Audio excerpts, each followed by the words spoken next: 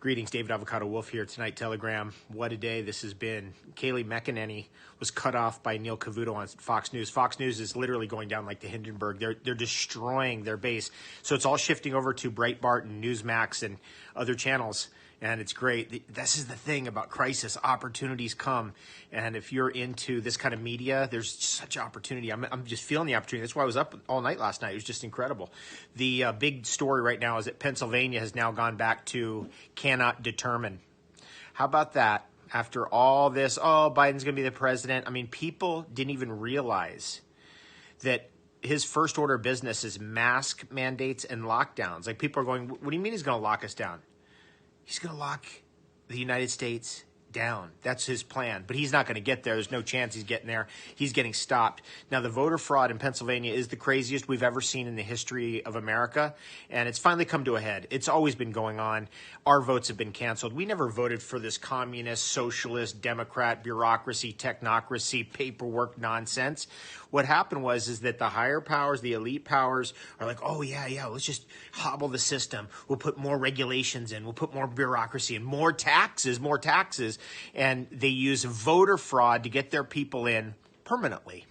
People like Nancy Pelosi, whose office has now been implicated in the Dominion voter fraud. People like Dianne Feinstein, whose husband is a 60% owner in Avis, which is a company that has a stake in Dominion voter computer fraud.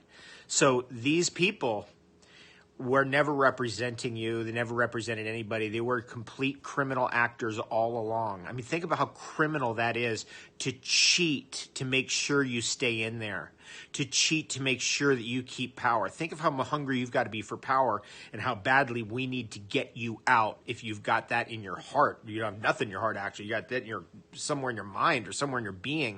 That you're going to cheat like that? Unbelievable. So another thing that happened is this is incredible. What an incredible turn of events today. So another thing is that we have now dozens more accounts of voter fraud. I mean, I've seen everything today. I saw videos of people shredding up Donald Trump ballots and throwing. I saw people charging down the basement in Pennsylvania going, hey, what are you guys doing down here? And they're filling out ballots like, oh, well, what's going on? All kinds of videos are coming out now and all kinds of testimony, and there will be sworn affidavits. Pennsylvania is sunk for the Democrat Party.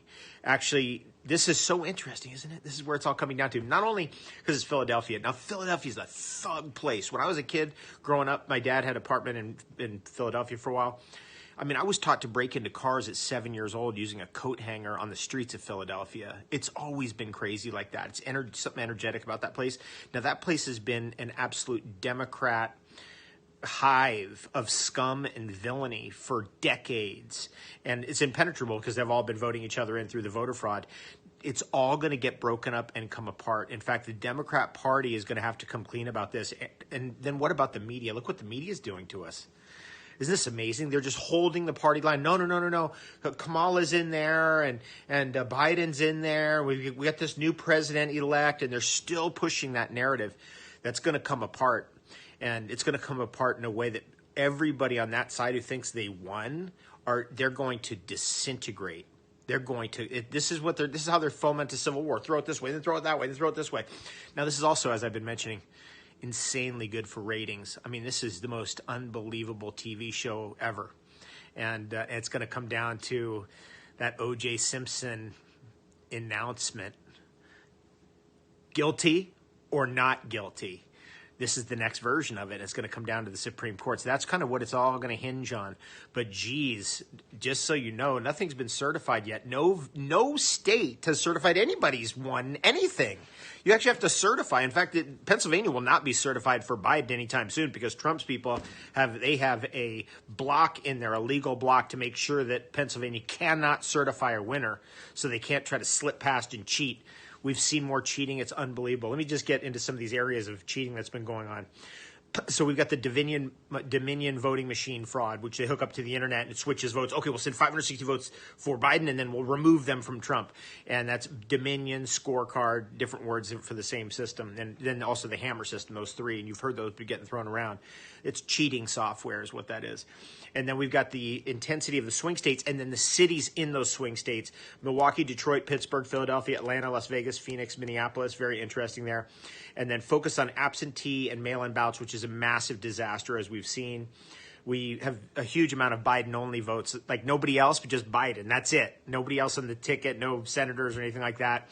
And so that speaks of a massive type of fraud. They didn't even try to cheat and go, hey, let's just give like 5% to Trump. No way. They came in 100% for Biden on those. We have the dead people voting. We have felons voting, illegal aliens voting. We have children voting. We have people who voted more than once, that many cases of that. Newly registered individuals over 90 years old, the highest known in Philadelphia history, just registered this year at over 90, and they voted. And then we also had non-registered voters that need to be reviewed. Are they actually capable of voting? And then we have to go through, like, who made the call to stop the counting and then switch everything around in the middle of the night. This is going to lead to the biggest criminal allegations ever in American history. It's just incredible. Anyway, that's what's happening here tonight. Pennsylvania, back to Trump. Aloha.